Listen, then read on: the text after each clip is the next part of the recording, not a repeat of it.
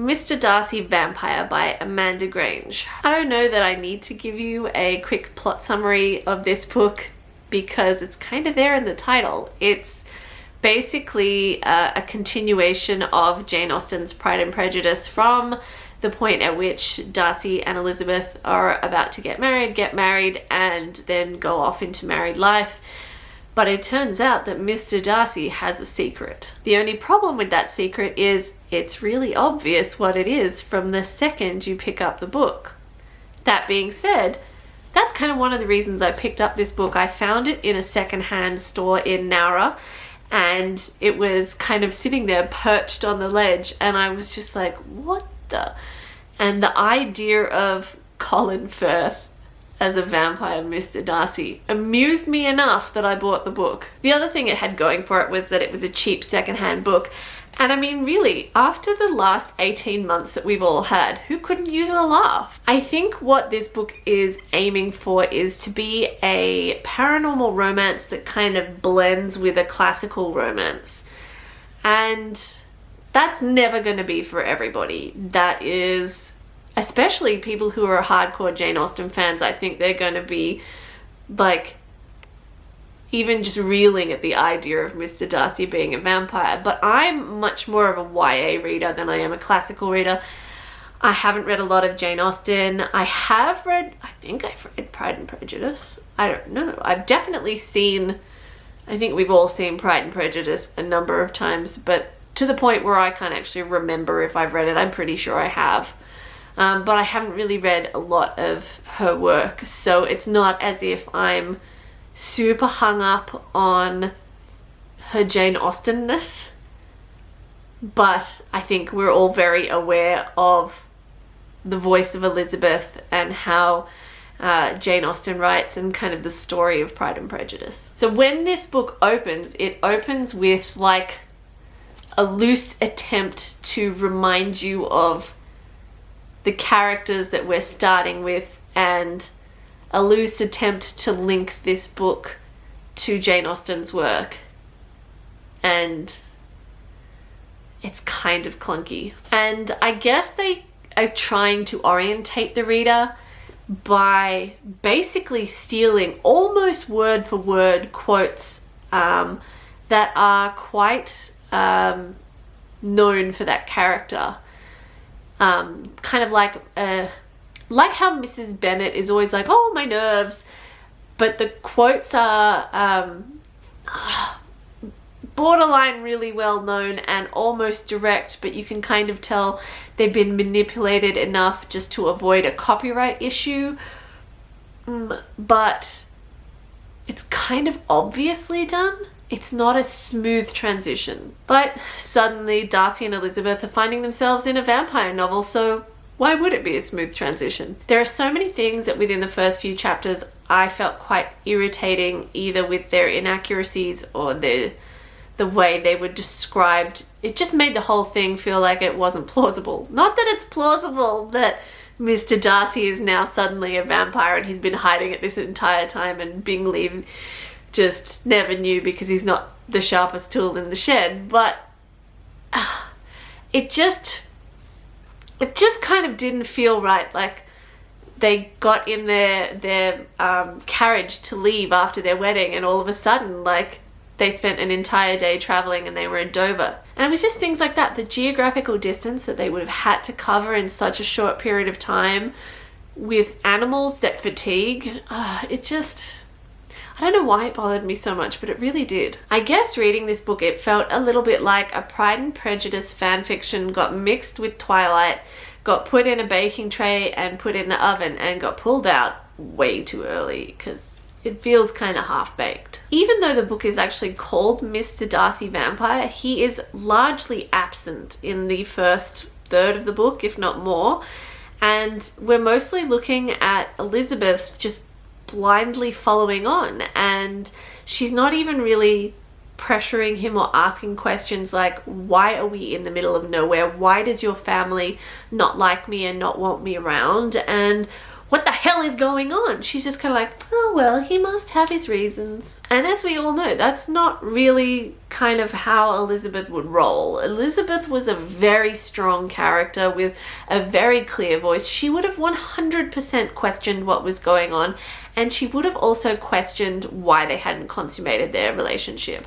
And yet she just kind of blindly goes along with it. And so the narrative has this kind of feeling of just dawdling through a story for no real apparent reason. Occasionally, Elizabeth writes letters to Jane, and they feel like they serve kind of two specific purposes. The first part is that it feels kind of like a, oops, better remind everybody that this is linked to Pride and Prejudice. And when it happens, all it does is kind of make me think how much Elizabeth's voice has been lost and how much smoothness is lacking here. The second purpose they seem to serve is more of an info dump. Again, it's pretty clunky and poorly hidden, and I don't mind the odd info dump here and there, but when it happens over and over and over again, it does start to get a little bit irritating. Nothing really happens in the first 100 pages of this book, or the first third.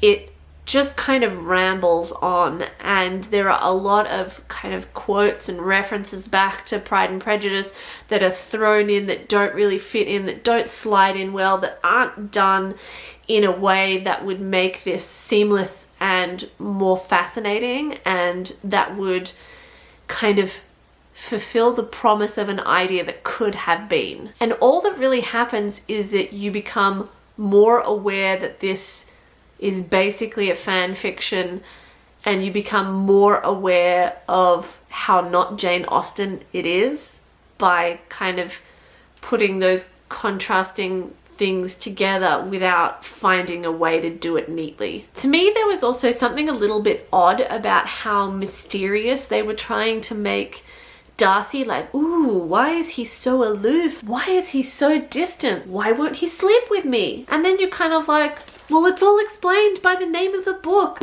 It's right here. He's a vampire.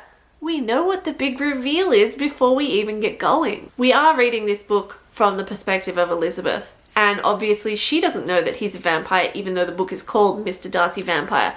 But because we know, and the big reveal has happened before you've even opened a page, it does kind of, for me, make it feel like a bit like, come on, love, catch up. In Pride and Prejudice, Elizabeth is smart, she is observant, she's witty, and it just feels like all of that is obliterated the second she gets married. Then after they get married, they literally go to Pennsylvania. I mean, Count Dracula's castle. I mean, the Count's castle. Sorry, my bad. Because we're privy to Elizabeth's point of view, but she's not privy to the fact that he's a vampire, she doesn't really have a clue why they're gallivanting across Europe, which means that she's not really part of this quest that he's on to undo his vampire ways, even though she's on the quest. And it just means that it loses some of the intensity that could have been there from the idea.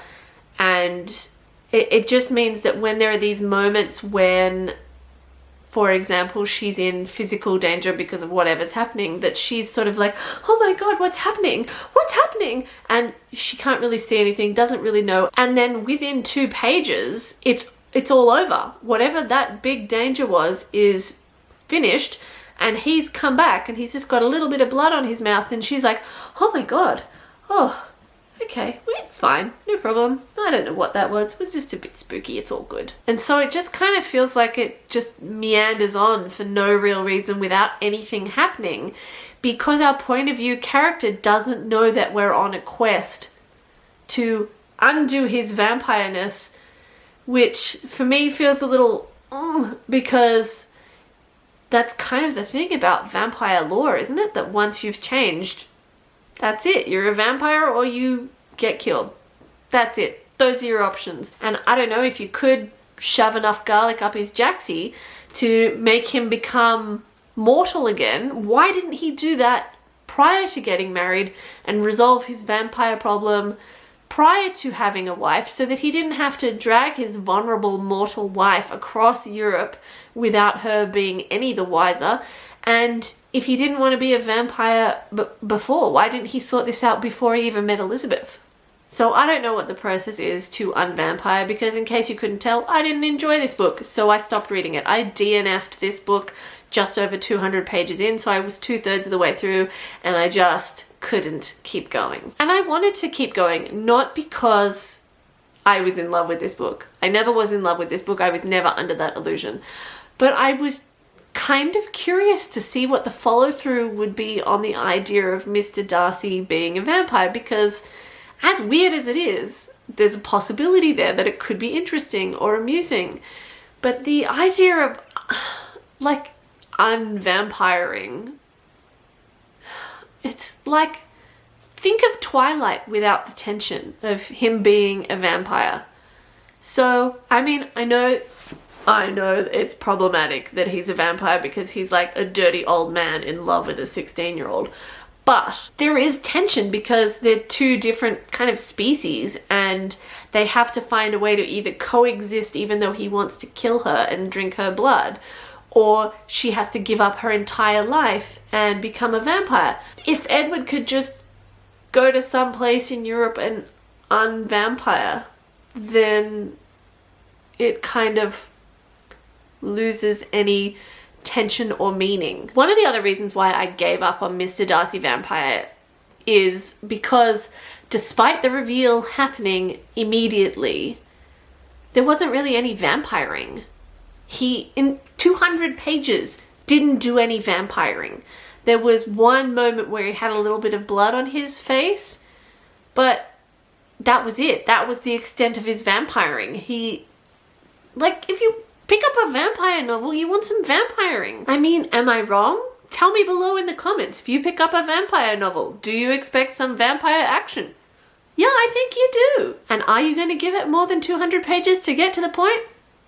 I'm not. Sure, there were some massive plot holes with this book, like why didn't Darcy sort out his vampire problems before he got married or before he met Elizabeth? And does this mean that Bingley knew the entire time that Darcy was a vampire? Or is Bingley just that stupid? Or is Bingley a vampire? But I can look past plot problems. Like, sometimes books are just entertaining because they're entertaining. They don't have to be perfect. They don't have to have, like, a plot line that you would sit there and go, now that's a thing of beauty. Sometimes they're just entertaining, regardless of the perfection of the plot line. And sure, this was always going to be an awkward blend to take Jane Austen's classic and merge it with a vampire novel and kind of keep the voices of the character and stay true to the characters that we loved from the classic, as opposed to just briefly borrowing bits and pieces here and there, so that you could cash in on the association of that book with a classic. And I hate shitting on someone else's work because I know how much work